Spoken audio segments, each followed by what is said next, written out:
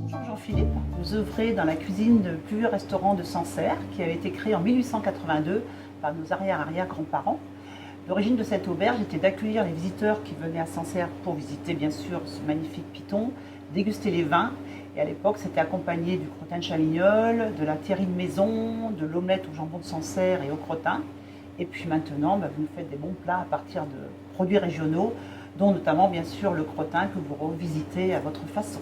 Donc aujourd'hui, vous allez nous expliquer votre fameuse recette du crottin de Chavignol. Comment il s'appelle d'ailleurs? Un croustillant de Chavignol aux figues. Alors il vient de la ferme des Chapotons, qui est située à Mennes-Couratel, et la tenancière c'est Patricia Godon, avec qui je travaille depuis très longtemps. Alors le crottin, demi-sec, de la figue. Alors la figue c'est un chutney de figue, donc c'est une figue cuite dans des aromates avec du vinaigre. Ça fait comme une confiture mais salée. Le crottin, je le coupe en 4. Donc là, vous mettez un peu de figue entre chaque tranche de crottin. Ouais. Voilà. Hop,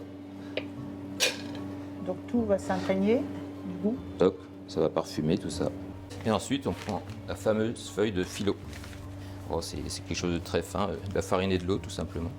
Et je l'imbibe bien de beurre fondu pour nourrir la feuille. Après on prend le crottin, on le pose, Et après, on rabat, on rebeurre et après on roule. Bien serré. Voilà, le crottin est fait. Maintenant en direction le four. Alors hop, je le pose dessus. Et pour finir, un mélange du trappeur.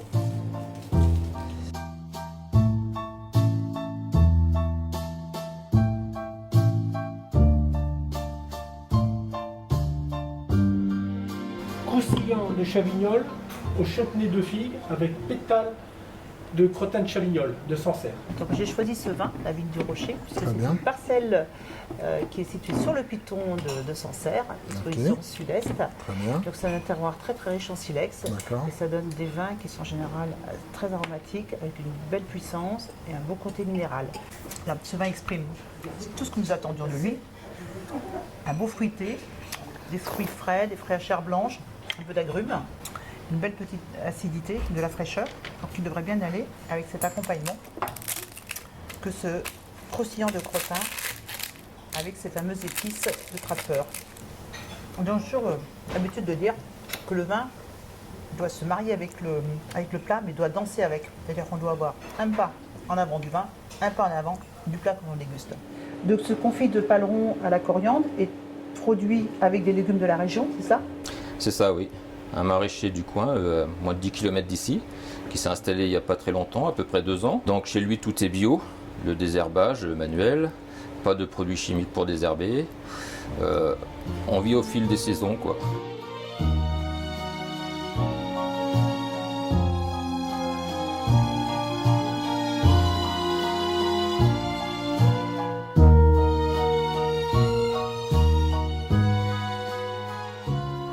Messieurs, dames, paleron de veau au jus de coriandre et cœur d'artichaut.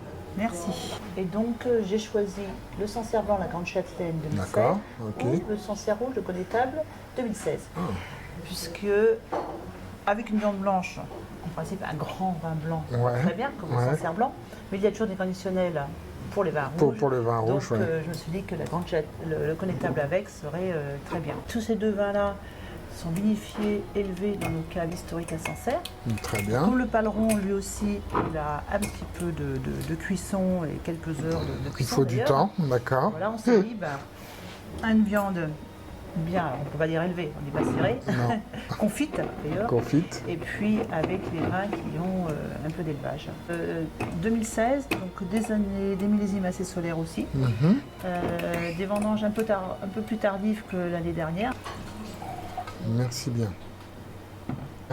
Sancerre rouge, donc issu du pinot noir, hein, c'est le cépage de Sancerre. On est sur des terroirs argilo-calcaires, Sancerre rouge là. Donc ça vous donne un vin qui a encore beaucoup de fraîcheur, beaucoup de jeunesse, 2016 quand même, il y a près de 5 ans. Et vous avez vraiment les fruits rouges du pinot noir qui s'expriment, avec des tanins très soyeux.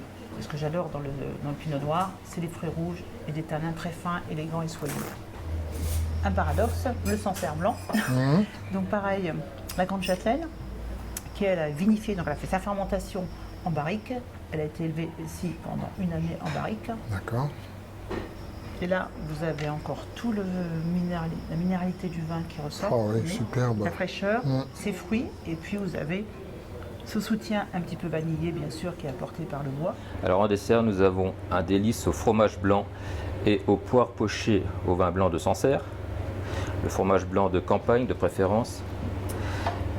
Ensuite, vous pouvez voir ici un petit coulis qui est le jus de cuisson des poires cuit dans un pinot noir avec quelques fruits rouges. Nous allons déguster Alors, un Reuilly rosé, la Muse, qui est issu du pinot gris de Reuilly.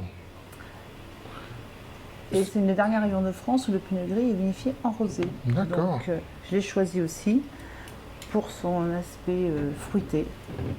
Alors comment est-ce qu'on fait pour avoir cette couleur très pâle C'est qui est une vraiment macération. superbe? Une D'accord. macération, parce Ok. que ce sont la peau du raisin qui va donner la couleur à la chair blanche.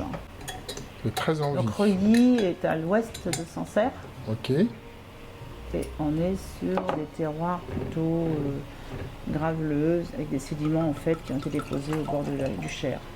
Donc effectivement, c'est Ouais, une c'est couleur joli. rose très pâle, ouais, c'est normal. Et là, vous avez au nez, vous avez un petit côté melon, groseille. Avec un dessert à la poire, ça va être superbe. Ouais, je trouve des petits fruits rouges aussi en bouche. Mhm.